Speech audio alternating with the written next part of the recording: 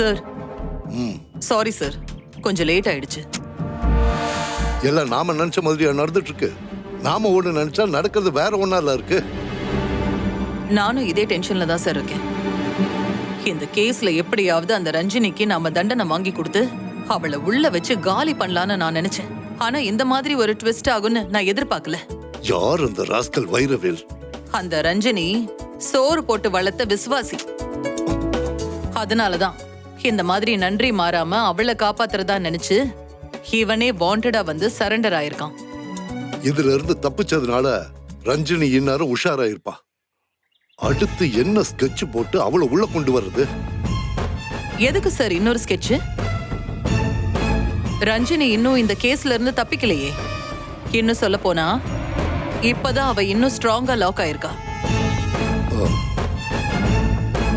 நீ என்ன சொல்ற? அந்த வைரவேல் ரஞ்சினியை காப்பாத்துறதுக்காக தானே அவன் தண்டனையை அனுபவிக்க துணிஞ்சு வந்திருக்கான். நாம எதுக்கு அதை கெடுத்துக்கிட்டு அவனுக்கு தண்டனைய வாங்கி கொடுத்துருவோம் சார்.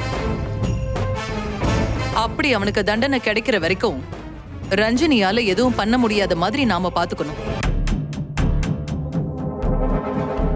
அப்படி மட்டும் நடந்து அந்த வைரவேலுக்கு தண்டனை வாங்கி கொடுத்துட்டா அவன் காலத்துக்கும் ஜெயில தான் இருப்பான்.